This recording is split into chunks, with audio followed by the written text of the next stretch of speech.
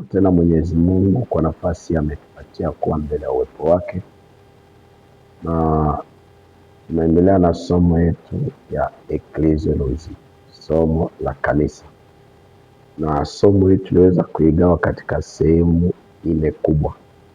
Sehemu ya kwanza tuliongelea maana ya jina kanisa. Sehemu ya pili tuliongelea msingi, na sehemu ya tatu ndio tumekuwa tunaongelea vile kanisa inaendeshwa, na sehemu ya 4 tutaenda kuongelea jinsi ya kupenda kuwa na familia kuanzia mwanzo. Kwa bustani Edeni alipenda kuwa na familia, Shetani akaidanganya, lakini akamtuma Yesu kusudi familia mpya ipate kuanza tena hapa duniani. Namba 2, sasa tukasema msingi wa kanisa, vile kanisa inaweza kuanzishwa. Tukafundisha kuhusu vile msingi kanisa inaanzishwa. Lakini sasa tuko katika pointi yetu ya 3, tunaongelea vile kanisa inaendeshwa, na ndio tulisoma katika tulisoma Matendo ya Mitume 13 mstari wa 1 mpaka wa 4, na tutarudia tena kusoma andiko yetu. Biblia inasema katika Matendo ya Mitume sura yake ya 13 mstari wake wa 1 mpaka wa 4. Biblia inasema huko Antiokia katika kanisa lililokuweko walikuwa na manabii na walimu, nao ni Barnaba na Simeoni aitwaye Nigeri na Lukio Mkirene na Manaene aliyekuwa ndugu wa kunyonya mfalme Herode na Sauli. Basi hao walipokuwa wakimfanyia Bwana ibada na kufunga, na Roho Mtakatifu akasema, nitengeeni Barnaba na Sauli kwa kazi ile niliwaitia. Ndipo walikiisha kufunga na kuomba, wakawekewa mikono juu yao, wakawaacha waende zao. Amen. Tukasema sasa kama kanisa tayari imeanzishwa, kuna utaratibu vile kanisa inaweza kufanya uongozi, inajiendesha kusudi kanisa ikuwe bora, ya nguvu na kupendeza. Na tukachukua mfano ya kanisa ya Antiokia, kanisa iliyokuwa kuwa kanisa bora, kanisa wa missionari, na ndio kanisa ilieneza neno ya Mungu dunia nzima. Na tunataka ndio tukasema tuangalie mfumo gani kanisa itumia kusudi mpaka ipanuke na kuwa best na kuweza kugusa mabara zote ya dunia. Tukasema katika kanisa hii walikuwa na sifa 6 ya mambo vile walikuwa wanafanya. Number 1, Biblia kulikuwa walimu na manabii. Wakwambia neno mwalimu, neno nabii ni mtumishi, na neno mtumishi ni kusema huduma, kazi. Kwa hiyo kanisa ilikuwa na wafanya kazi. Tukasema tofauti ya makanisa ya leo na kanisa ya Antiokia, makanisa ya Antiokia kulikuwa wafanya kazi, lakini makanisa yetu mingi ya kisasa ina vyeo, wanapatia mtu cheo, uko shemashi, wewe uko askofu, lakini hawamuoneshi kazi yake ni nini na nini na nini na nini. Kanisa yote nawapatia watu vyeo, vyeo hainue kanisa, lakini ni kazi inainua kanisa. Na si tu kazi na kanisa, kazi inainua serikali, kazi inainua mashirika. Kanisa ni shirika. Unapoajiriwa kwa shirika wanakuonesha kazi, unapoajiriwa kwa serikali wanakuonesha kazi. Najua Biblia sasa watoto wa dunia wana akili kushinda watoto wa Mungu. Kanisani hawakuoneshi kazi, wanakupa cheo. Ndio huko mwinjilisti, lakini hawakuoneshi kazi ya uinjilisti. Unakuwa mtume, hawakuoneshi kazi ya kitume. Unakuwa askofu, hawakuoneshi kazi ya askofu. Sasa haiwezi kuzaa kitu chochote na haitakusaidia kwa kitu chochote. Kama tunataka tuwe baraka, kama tunataka tufanikiwe, kama tunataka kuinuka, kama tunataka kuona kazi ya Mungu inaenda mbele, kitu ya kwanza ndani ya kanisa watu wanapewa kazi. Na Yesu alikuwa anawaambia watu, hata kama mtaniamini, lakini muamini kazi yao. Ni kazi inaweza kuinua kazi, lakini vyeo inaleta kiburi. Na ukiona mtu anakuja kanisani anatafuta cheo, umnyime. Lakini ukiona mtu anakuja kanisani anataka kazi, muongezee kitu ya pili na umpe cheo. Na tukasema sifa ya pili ya kanisa. Sasa kanisa leo unakuta ni mchungaji peke yake anatumia, na kanisa hawezi kuinuka, haiwezi kupanuka. Lazima kanisa ikuwe na wafanyakazi wengi, na tukasema shida ya makanisa leo ina wafanyakazi wengi, kwa sababu kwa mtu kuwa mfanyakazi kwa shirika inahitaji mambo tatu.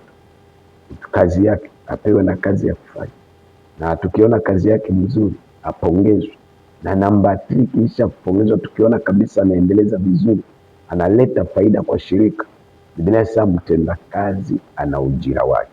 Lakini kama kuna watu wachoyo duniani kupita watu wote, ni watu wanaitwa jina hao wachungaji. Watu wanatumika, lakini mwisho ya siku mchungaji anakula peke yake, na utapoanza kula peke yako, basi wale wengine hawatatumika tena na bidii, wataacha kufanya kazi. Na ndio utakuta kanisa ya mwanzo ya Jerusalem, inaweza katikati yao wote hakuwa mtu alikuwa na problem, wote wanatumika na wote wanahudumiwa. Ukitumika kwa shirika, lazima shirika ikuhudumie. Ukitumika kwa serikali, lazima serikali ikuhudumie. Namba 2, katika kanisa ya Antiokia kulikuwa walimu wanatumika mle ndani, kulikuwa manabii wanatumika, na hawakutengana na hawakugawanyika. Na kama kulikuwa manabii, kama kulikuwa walimu, kulikuwa mchungaji. Lakini makanisa ya leo haiwezi kutumika pamoja, watumishi 5 6 pamoja, vita, ugomvi, kupigana, kwa sababu kila mtu anatafuta maslahi binafsi. Kanisa si duka, kanisa ni shirika, na kama ni shirika, watenda kazi wote kwa shirika wanahitaji kuhudumiwa na shirika. Lakini makanisa imegeuzwa kuwa duka, ni mali ya mtu binafsi, na inapogeuka mali ya mtu binafsi haisaidii na haipeleke watu mbinguni. Sasa tukasema pointi ya pili, kando ya kuwa na watumishi wa kimataifa, wakina Paulo, wakina Barnaba, wakina Simeoni, wakina Lukeni, Biblia inasema wote, pointi ya pili, walikuwa wanamfanyia Bwana ibada, walikuwa wanamwabudu, wanasujudu, wanainua ukubwa wa Mungu na kushukuru Mungu. Angalia kiwango ya kina Paulo, mahali pote walikuwa wanapita, wasaa watu wametingiza dunia. Kwa level yao ulikuwa viwango ya watu wenye, mtu amekufa haituki, anaanguka chini kutoka kwa ghorofa, anakufa, Paulo anaenda kumshika, anafufuka. Mtu mwenye watu walikuwa wanaleta vitambaa, si Paulo alikuwa anatembea na vitambaa, watu binafsi wanaleta vitambaa, wanagusisha mwili wa Paulo, watu wanapona. Lakini hata na level hiyo bado hao watu walikuwa na muda ya kumwabudu kwanza nani? Mungu. Why? Kwa sababu katika kitabu ya Yohana sura ya 4 mstari wake wa 24, Mungu atafute pesa, Mungu atafute magari, Mungu atafute ndege, Mungu atafute mashamba, Mungu anatafuta watu watakaomwabudu katika roho na kweli. Na mtumishi wote wa Mungu atakayeanza ukataa kuabudu Mungu, yeye ni Mungu mtu. Mtumishi wote wa Mungu atakayeanza kukataa kuabudu Mungu, huyo mtumishi hawezi kupendezwa Mungu. Sasa katika mifumo ya kanisa ya leo, nakuta wakati wa ibada ya kuabudu, watumishi wako kwa maofisi, wanaangalia television, wanapiga stori na washirika peke yao ndio wanaabudu. Kitu Mungu anatafuta, Mungu atafute pesa. Kitu Mungu anatafuta, Mungu atafute magari. Tunapomwabudu Mungu anashuka katika sifa na maabudu. Sasa kwa hiyo anahitaji kukosa ni kitu inaitwa kujidai kuabudu. Uwe askofu, uwe pope, uwe archbishop, uwe apostle, uwe mtume, uwe nani, kitu ya kwanza tunaenda kanisani, tunaenda kumwabudu Bwana. Na tunapomwabudu Mungu anashuka, na Mungu anaposhuka, Mungu si mtalii. Akishuka ukiwa wagonjwa wanapona, akishuka akiwa vipofu wanaona, akishuka. Biblia inasema katika kitabu ya Zakaria 17 mstari wa 14, tena itakuwa watu wote watapanda Yerusalemu kwenda kumwabudu Bwana, na tukimwabudu mvua itanyesha kwetu. Kwa hiyo bani ya Bwana ibada. Kwa hiyo sote tunaenda kanisani, watumishi wa Mungu, kutumika, si kutafuta ukubwa. Na ndio Yesu alisema anaitaka kuwa mkubwa katikati yenu, awe mtumishi wa wote, awatumikie wote, asafishe kanisa, au shiriki hapa, ahubiri, aombee watu, awe mtumishi wa wote. Lakini kambi ya kuwa mtumishi wa wote, sote tunafanya huduma kwa Bwana, tunaenda kumwabudu Mungu. Lakini namba 2, Biblia inasema na walikuwa wanatumika katika kanisa.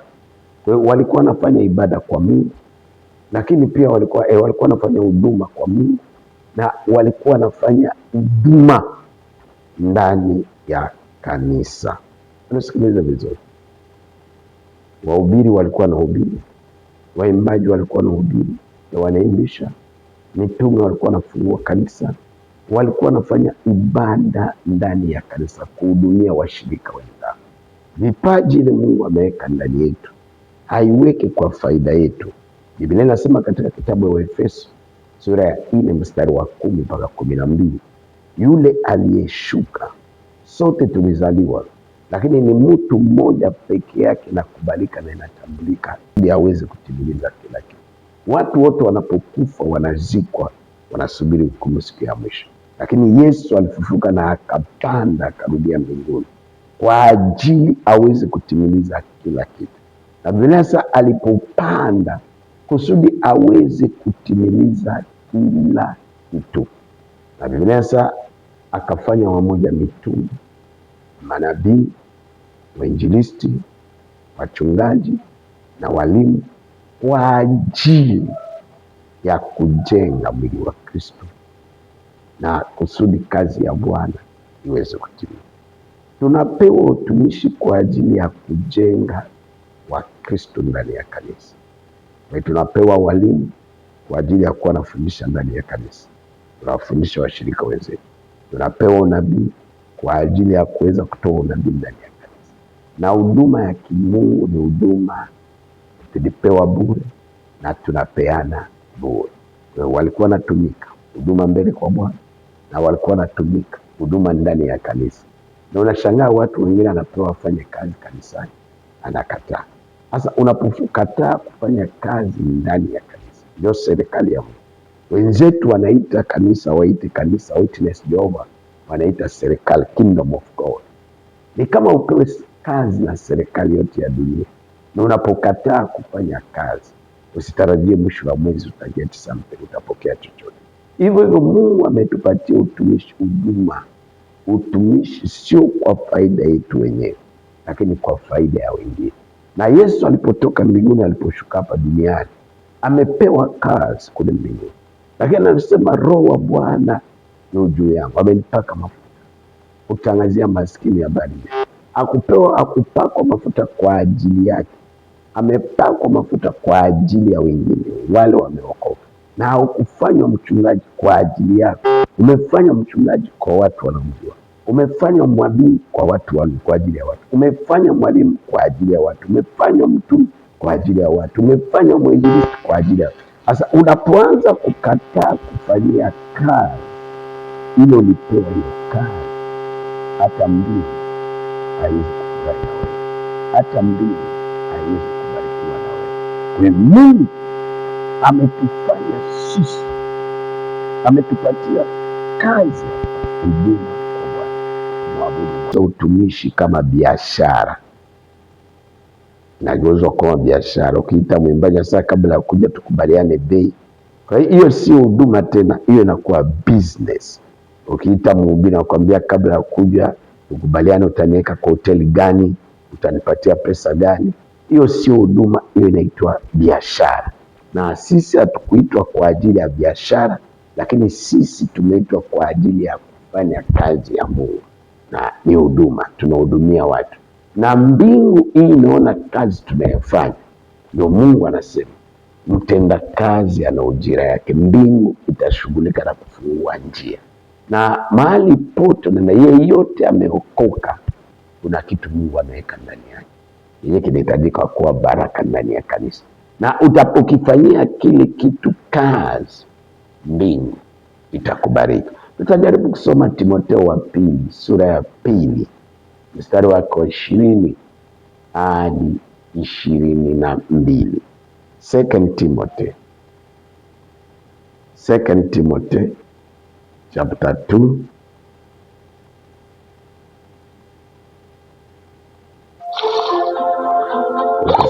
Tukisema Timotheo wa pili, katika Timotheo wa pili sura yake ya pili mlango wake ndogo wa 20, inasema katika nyumba kubwa hakuna vyombo vya dhahabu na fedha peke yake, lakini kuna vyombo vya dhahabu, vya udongo, vya miti, fedha, na yote ni faida kwa mwenye nini? Mwenye nyumba. Biblia inasema kama mtu ataweza kujitunza, basi Mungu atamfanya kuwa chombo ya maana. Paulo yuko anaongelea, anamwambia Timotheo mwanae wa kiroho aliyefanyika kuwa mchungaji katika akiwa mdogo. Sasa iko na mwelezo utaratibu vile kanisa, ndani ya kanisa mambo inaendelea. Mara mingi vitu vinaendelea kanisani leo avisababishe kazi ya Mungu kuweza kupanuka. Anasema ndani ya nyumba kubwa. Nyumba kubwa si nyumba ya rais. Nyumba kubwa sio wanao. Nyumba kubwa ni nyumba ya Mungu, kwa sababu ni ufalme. Sasa ndani ya nyumba kubwa hakuna tu vyombo vya dhahabu na fedha. Kwa nini anaongelea dhahabu na fedha? Dhahabu ni kitu expensive. Dhahabu ni kitu kina shine, kinang'ara, kinaonekana. Na ndani ya nyumba ya Mungu kuna madhahabu. Dhahabu ni kina nani? Mitume. Dhahabu ni kina nani? Wainjilisti. Dhahabu ni kina, kuna vyombo vya udongo na vyombo vya miti. Kuna watu wengine pia kanisani haonekani, lakini hakuna mtu mwenye Mungu alimuita na kukosa kuweka utumishi ama karama ndani yake. Haiko kanisani. Yeyote ameokoka, ameitwa kwa ajili ya kutumika. Ukisoma Luka sura ya kwanza mstari wa 73-74, Biblia inasema Mungu amekumbuka ahadi alifanya na baba yetu Ibrahim, kwamba kutuokoa katika mateso na kusudi tupate kumtumikia Mungu bila hofu. Yoyote aliokoka. Kabla ya kuokoka sote tulikuwa namtumikia shetani. Kabla ya Waisraeli kutoka Misri, wote walikuwa namtumikia Farao. Na Mungu alipowatoa Misri, aliwatoa si kwa kwenda kukaa kujilisha peke yake. Aliwatoa waache kutumikia shetani na wamtumikie Mungu. Mtu haiko neutral. Mtu hapa duniani aidha anatumikia shetani, aidha anatumikia Mungu. Lakini watoto wa dunia wanatumikia shetani kabisa. Walevi wanafanya kazi ya ulevi vizuri, wezi wanafanya kazi ya wizi vizuri, wazinzi wanafanya kazi ya uzinzi vizuri, waongo wanafanya. Lakini wakisha kuokoka wanafunga mikono, wanakuja makanisani, wanajiita washirika wa kawaida. Lakini hakuna mtu ameokoka kusudi ya kuwa mshirika wa kawaida. Ndani ya kanisa tuna aina 4 ya vyombo. Vyombo ya kwanza dhahabu. Hao wanaonekana mitume, manabii, wainjilisti, walimu, wachungaji. Lakini vyombo ya aina ya pili ni fedha, waimbaji, machimachi wanaonekana. Lakini vyombo ya tatu ni vyombo ya miti, na vyombo ya 4 ni vyombo ya udongo. Wakina miti ni watu wanafanya intercession, watu wanafuatia makanisa, na watu wanakuja kushikesa pale kuombea kazi ya Mungu. Hakuna mtu anawaona, hakuna mtu anawajua, lakini wanafanya kazi ya Mungu. Hapana kuwa ndani ya kanisa pasipo kufanya kazi yote. Washirika wote ni washirika watendaji.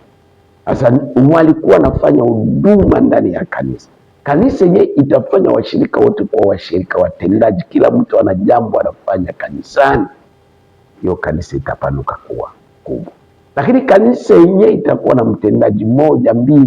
Kwa kiongozi wa ibada anajulikana ni mtu mmoja tu, mwimbaji anajulikana ni mtu mmoja tu. Akiugua kanisa inaugua, akisafiri kanisa inasafiri, akikufa kanisa inakufa.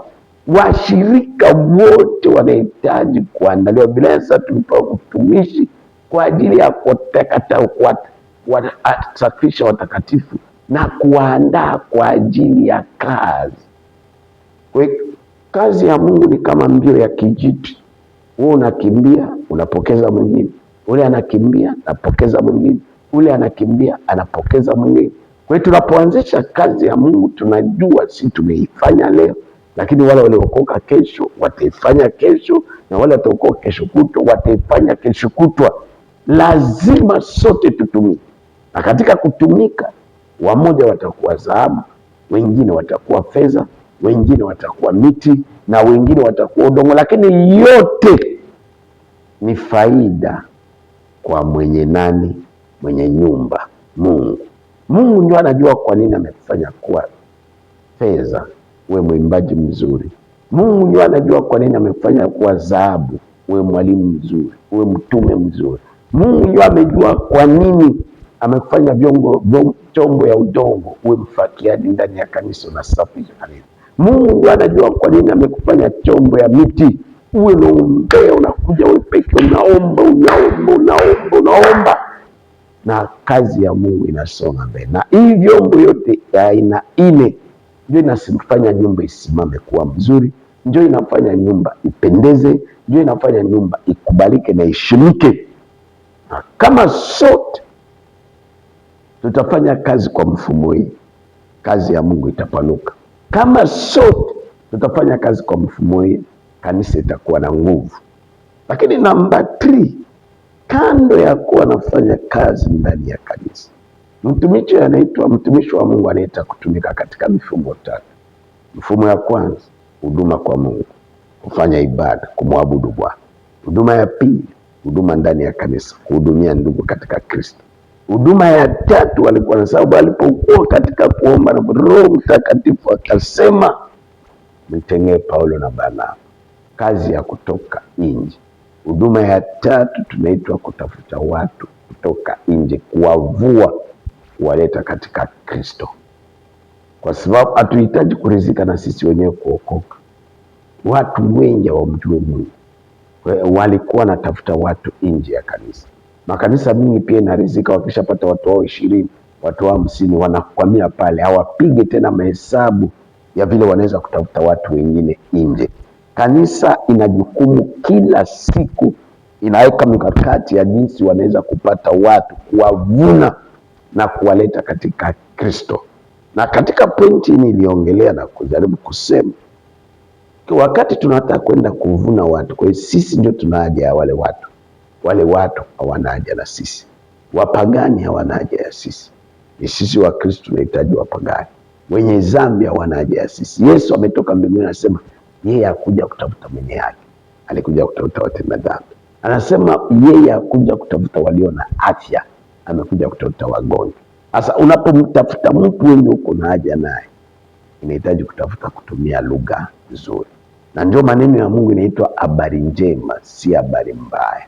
Unapoanza kwenda kutafuta mtu uko mzinzi, uko mlevi, hauna maana, ufai, huyo mtu hatafuatana na maneno uko naye.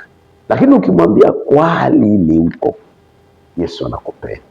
Haijalishi kama unakunywa pombe, haijalishi kama umekimbia kwa waganga. Kwa hivyo number 1 katika kanisa ya Antiokia, kitu ya kwanza walikuwa wanafanya katika kanisa ya Antiokia, watu walipewa kazi. Number 2, hao watu walifanya kazi ya kwanza, huduma kwa Bwana, walikuwa wanamwabudu. Number 2, kazi ya pili, huduma kwa washirika. Kila mtu alielezwa kazi yako ni hii. Lakini makanisa tu wanakuweka mchungaji. Unakuta kanisa moja kuna wachungaji 10, lakini ukitaka kuangalia kila mtu kazi yake hawajui. Sasa wanagongana kwa sababu kila mmoja anataka kufanya kazi ya mwenzake. Lazima kwa kuweka mchungaji, mwambie uko mchungaji lakini unasimamia vijana. Wewe uko mchungaji unasimamia wamama. Wewe uko mchungaji unasimamia. Lazima mtu ajue kazi yake. Na unapoambia anasimamia wamama, mwambie kazi ya wamama iko hivi. Wamama wana kazi 6. Kazi ya kwanza wamama hii, kazi ya pili wamama hii, kazi ya 3 wamama hii, kazi ya 4 wamama hii, kazi ya 5 wamama hii, kazi ya 6. Sasa ndio ataanza kupambana pole pole kufanya hiyo kazi yake. Mwisho ya siku hiyo tawi inazaa matunda. Kupitia wamama, unaona wamama ongezeka zaidi. Vijana, huko mchungaji kwa ajili ya vijana. Vijana wana kazi 6. Kazi ya kwanza ya vijana hii, kazi ya pili ya vijana hii, kazi ya 3 mpaka ya 6, na wakiifanya vijana wanaongezeka, kwa hiyo inazaa matunda. Wanababa wana kazi ile. kazi ya kwanza ya wababa hii, kazi ya pili ya wababa hii, kazi ya tatu ya wababa hii, kazi. Sasa mchungaji anapooneshwa kazi, mtumishi anapooneshwa kazi, anafanya kazi. Lakini makanisa inapatia watu vyeo, huko mchungaji lakini huko mzee wa kanisa, lakini ukimuuliza kazi yake ni nini, hafaijui. Sasa ana faida gani? Mwisho ya siku hiyo kazi itapanuka, mwisho ya siku hawataenda. Unakuta mwisho ya siku kanisa inafanya nini? Inadumaa. Lakini sisi tunaitwa kutumika kwa mifumo tatu. Mfumo wa kwanza, huduma kwa Bwana, tunaabudu. Mfumo wa pili, huduma katika Kristo, tunahudumiana sisi kwenyewe. Lakini mfumo wa tatu, haturizike na wale watu walipara. Biblia inasema, Yesu alisema mavuno ni mengi na tayari imeiva, lakini watenda kazi ni wachache. Tunahitaji kutoka nje ya kanisa. Najua makanisa mingi na feli katika mfumo ya kisasa. Mtu anapotaka kuanza kanisa, yeye anatafuta kiwanja, anatafuta mahali ya kuweka kanisa. Lakini wakati wa kina Yesu, wakati wa kina Paulo, wakati wa kina Petro, watu hawakuwa wanatafuta kiwanja, watu hawakuwa wanatafuta jengo, watu walikuwa wanatafuta watu. Na amri kuu ya Yesu anasema katika Mathayo 28:19, enendeni duniani kote mkahubiri habari njema. Angalia, kwa nini kanisa haina nguvu? Kanisa inatafuta sehemu. Ule mtumishi anaposikia kutaka kuanza kazi ya Mungu, kitu ya kwanza iko natafuta mahali ataweka kanisa. Ukishapata mtu yule anajua amefeli. Kitu ya pili iko natafuta vile atapata vyombo. Ukipata mtu aina unafeli. Hauwezi kufanya kazi ya Mungu kwa gharama yako mwenyewe. Hii kazi ya Mungu ni kazi ya kijeshi. Biblia inasema hakuna mtu anafanya kazi ya jeshi kwa gharama yake mwenyewe. Siku tu serikali inakukubali kwamba wewe unaingia kwa jeshi, ile wanakunyoa nyele, kuanzia hiyo siku unakuwa kwa gharama ya serikali. Na kama sisi tutakubali kufanya kazi ya Mungu, kuanzia hiyo siku hatuifanyi kwa gharama yetu. Lakini kwa nini leo watu wanafanya kazi ya Mungu kwa gharama yao? Kwa sababu wanafanya vice versa, wanafanya kinyume na neno ya Mungu. Yesu hakututuma kutafuta vyombo, instrument. Yesu hakututuma kutafuta viwanja. Yesu hakututuma kutafuta mabati. Lakini Yesu alitutuma sisi kutafuta watu, kuwavua wamjue. Na zaidi unavua watu, wale watu ndio watakuja na mabati, wale watu ndio watakuja na kiwanja, wale watu ndio watakuja na instrument, wale watu ndio watakuja na kila kitu. Sisi yetu ni kutafuta watu asubuhi, kutafuta watu mchana, kutafuta watu jioni. Na kuna mbinu 14 ya kuweza kuvua watu, kuwaleta katika Kristo. Kwa hiyo kanisa sahihi inaofikiria kufanikiwa, kanisa sahihi inafikiriwa kupanuka, kanisa sahihi inaofikiria kuwa na watu wengi, kuinuka na kufikia malengo kubwa, ni kanisa yenye kila wiki, kila mwezi inatafuta mbinu na kila njia kuweza kuwavuna watu katika Kristo. Zaidi kanisa inaongeza watu, zaidi kanisa kipato inaongezeka, zaidi kanisa inaongezeka watu, zaidi kanisa inapata kila kitu kile inakihitaji. Sasa watumishi wengi wanasubiri kwa kwanza kanisa, wanatafuta masponsa, wenyewe watawasapoti, mwisho wanakutana na shetani, mwisho wanakutana na mambo ya vituko ya maajabu. Mtumishi wa Mungu hatafuti sapoti. Mtumishi wa Mungu anatafuta watu, na wale watu Mungu atakupatia, watakuja na kila kitu. Wataleta pesa, wataleta shamba, wataleta magari, wataleta vitu ya kukushangaza na kushangaza na kushangaza mpaka umone Mungu ni wa nini, ni wa maajabu sana. Lakini number 4, unisikilize vizuri. Number 1, hiyo kanisa hawakupatia watu vyeo, walipatia watu kazi. Number 2, hiyo kanisa walikuwa natumika kwa mifumo 3. Mfumo wa kwanza, huduma kwa Mungu. Mtumishi wa Mungu sahi hapashi kukosa kuabudu. Kuabudu ni kupiga magoti yetu na sujudu, kuabudu kuinua ukubwa wa Mungu, kuabudu ni kumshukuru Mungu. Lakini namba 2, walikuwa wanafanya huduma kwa watu ndani ya kanisa. Kila mtu alijua na kitengo yake na kazi yake, yanahitaji kufanya, yanahitaji kufanya, yanahitaji. Lazima watu wagawie kazi, lakini watu wasigawie vyeo. Lakini namba 3, walikuwa wanatoka nje ya ukuta ya kanisa kutafuta kuendelea kuvuna watu wengine kusudi kazi ya Mungu ifanye nini? Ipate kupanuka. Lakini hawakuishia hapo. Biblia inasema walipokuwa wakiomba na kufunga, kazi ya Mungu hakumnyang'anya shetani power zake. Shetani ana nguvu, ana power. Sasa unapopiganisha mtu mwenye iko na power na wewe ukiwa bila power, uko powerless, hawezi kumshinda huyu mtu. Na sisi tunapata nguvu ya Mungu tu katika njia, katika kuomba na katika kufunga. Unisikie, kupokea Roho Mtakatifu, kila mtu yote anapokea Roho Mtakatifu anapookoka. Lakini kwa kupata nguvu ya Mungu, kuna aina tatu ya nguvu. Kuna nguvu ya Mungu, kuna nguvu ya shetani na kuna nguvu ya kibinadamu. Kwa kupata power yote lazima uitafute. Sasa watoto wa dunia wanatafuta power kwa njia yote, kusudi wakuwe marais, wakuwe wabunge, wakuwe maseneta, wakuwe mawaziri. Wanatumia kila njia wapate power. Watoto tena wa shetani wanaweza enda mpaka India, Sumbawanga, mahali popote kwenda kutafuta nguvu ya shetani, wakuwe nao na zaidi. Na watu wanaotawala dunia ni watu walio na power. Hata Yesu alisema ufalme wa tangu Yohana Mbatizaji aje, ufalme wa Mungu inanyakuliwa na watu walio na nguvu. Hasa nguvu inatafutwa, iwe nguvu ya Mungu inatafutwa, iwe nguvu ya shetani inatafutwa, iwe nguvu ya kibinadamu inatafutwa. Na ndio hii kanisa ya Antiokia walijua kabisa wako wanafanya kazi ya Mungu, na kama watafanya kazi ya Mungu pasipokuwa na nguvu ya Mungu, haitakuwa na matokeo yoyote. Sasa nguvu ya Mungu inapatikana katika njia 6, lakini hapa tutajaribu kuongea njia 2 hao watu walikuwa wanafanya. Number 1, walikuwa na omba. Zaidi mtu anaomba, zaidi mtu anajisogeleza karibu na Mungu. Na ukiwa karibu na Mungu unapata power. Ukiwa karibu na rais unapata nguvu. Sasa mtumishi wote wa Mungu atakuwa anafanya kazi ya Mungu pasipokuwa na muda wake wa kutenga ya kuomba. Never. Hawezi kuwa msaada, hawezi kufanya chochote.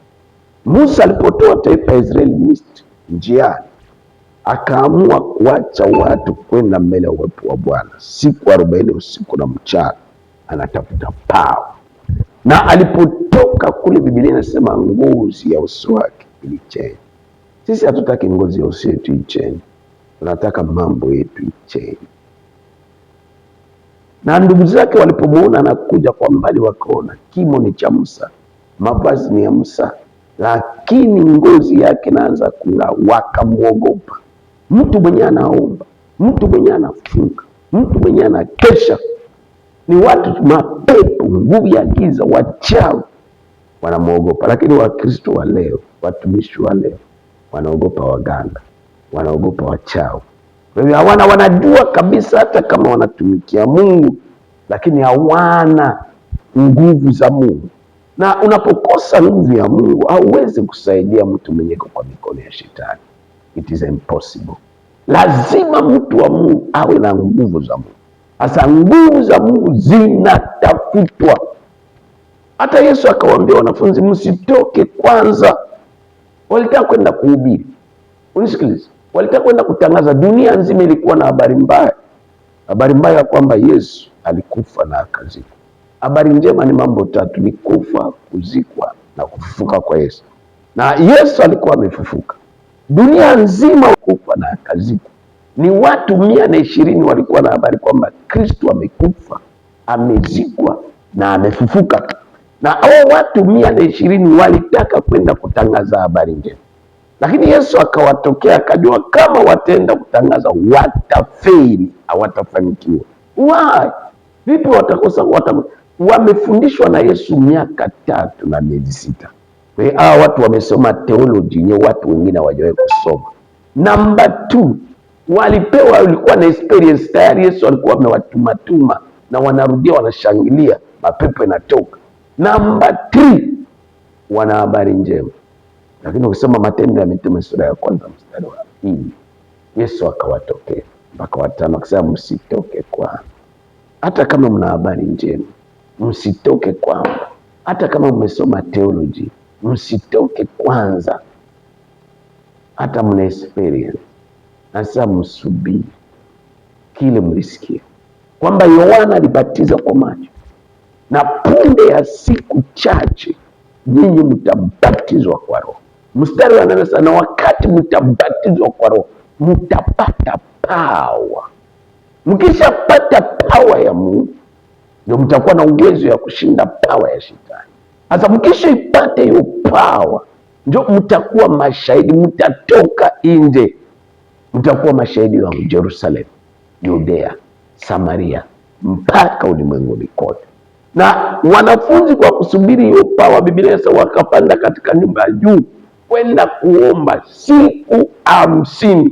Kila siku wanaomba, wanasubiri, wanaomba. Siku ya Pentekoste ilipofika, wote wakabatizwa na wakajazwa na nguvu ya Mungu.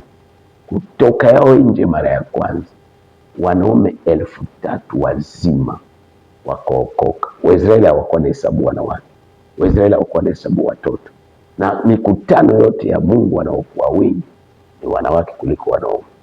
Kama wanaume waliokoka watu wazima 3,000 kuanzia mwaka 30 kwenda juu, na wanaume ni wagumu sana. Kwa hivyo hiyo siku wa mama waliokoka zaidi ya 7,000, na kama wanaume wazima waliokoka watu wagumu, vijana kuanzia mwaka 29 kushuka chini walikuwa wengi.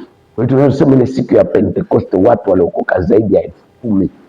Lakini kitu gani inasababisha watu waokoke? Kwa sababu ilikuwa injili, mahubiri inayojazwa na nguvu na power. Sasa watu wa Mungu wana muda ya kutafuta watu walio na pesa, wana muda ya kutafuta mawaziri, wana muda ya kutafuta wanasiasa, wana muda, lakini hawana muda ya kukaa chini kutafuta nguvu za Mungu. Kitu mtumishi wa Mungu anahitaji peke yake ni kuwa na power. Unapokuwa na nguvu ya Mungu, milango inafunguka. Unapokuwa nguvu ya Mungu, watu wanafunguliwa. Unapokuwa nguvu ya Mungu, watu wanabarikiwa. Unapokuwa nguvu ya Mungu, watu wanapona, na wakipona watakuwa watu watarudia mbele ya Bwana kushukuru Mungu, na kazi ya Mungu itafanya nini? Itapanuka. Kwa hiyo hii kanisa ya Antiokia walikuwa naomba, walikuwa nafunga, ni watumishi waliokuwa na nguvu ya Mungu. Na utakuta Petro wakati tu Paulo na Barnaba waliachiliwa, kushuka tu miujiza ikaanza kufanyika, wanateremka kwa miujiza, vipofu nini. Zaidi watu wanapona na kufunguliwa, zaidi kazi ya Mungu inazidi kufanya nini? Kupanuka. Kwa hiyo ni watumishi waliokuwa na nguvu za Mungu. Na katika kuomba, katika kufunga, Biblia inasema Roho Mtakatifu akasema, nisikilize, Mungu aweze kuongea na watu wenyewe wamtafute. Watumishi wa Mungu wako busy sana kutafuta hela. Watumishi wa Mungu wako busy sana kutafuta hiki, lakini hawako busy. Hata watumishi wa Mungu wako busy na kazi ya Mungu, lakini watumishi wa Mungu hawako busy na Mungu. Wakati hauendi katika uwepo wa Mungu, hata kazi ya Mungu yenyewe hawezi kuifanya vizuri. Mtu wa Mungu sahihi anahitaji kuwa na muda mwingi na Mungu kuliko kuwa na muda mwingi na watu. Tunahitaji kuwa na muda mwingi wa kuomba, tunahitaji kuwa na muda mwingi wa kufunga, tunahitaji kuwa na muda mwingi wa kukesha, tunahitaji kuwa na muda mwingi wa kusoma neno, tunahitaji kuwa na muda mwingi wa hiyo muda. Bila walipokuwa namfanyia Bwana, Roho Mtakatifu akasema, tunataka direction, tunataka Mungu atuongoze na tuelekeze. Lakini Mungu hawezi kuongea na sisi watumishi wake kama hatuna muda ya kumtafuta Bwana. Kwa hiyo napenda kusimamia leo hapa, nasema kanisa ya Antiokia ilikuwa na mambo 6 iliyosababisha kanisa hili kwenda mbali. Namba 1, ilikuwa na watumishi, watu walikuwa wanafanya kazi. Namba 2, walikuwa wanafanya kazi kwa mifumo 3: huduma kwa Bwana, kumwabudu, huduma ndani ya kanisa, kuhudumiana wao wenyewe, kwa kuimbisha, anaimbisha, anapoimbisha ana maringo, akatae kuimbisha, wakati wa kuimbisha aitishe kwanza mnilipe pesa ndio nitakuja kuimbisha. Wa kufundisha anafundisha, ana maringo, ajivuna, anafundisha.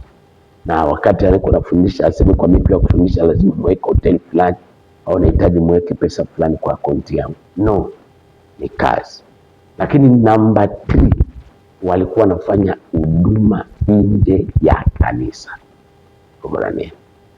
Kanisa yenyewe itafute kuvuna watu kwa Wakristo, ni kanisa isitarajie kwenda mbali. Lakini namba 4, walikuwa naomba, wanatafuta nguvu ya Mungu. Walikuwa nafunga. Nakwambia namba 1, walikuwa na kazi, walipewa kazi, hawakupewa vyeo. Namba 2, walikuwa wanafanya kazi kwa Mungu. Namba 3, walikuwa wanafanya direction. Na kama kanisa itakuwa na hii sifa 6, hiyo kanisa, mapepo ipende sipende, watu wapende wasipende, dunia ipende sipende, Mungu atasema hiyo, atawapa mwelekeo, atajifunua, ataleta baraka yake katika kanisa. Na Baba yangu wa mbinguni awabariki sana.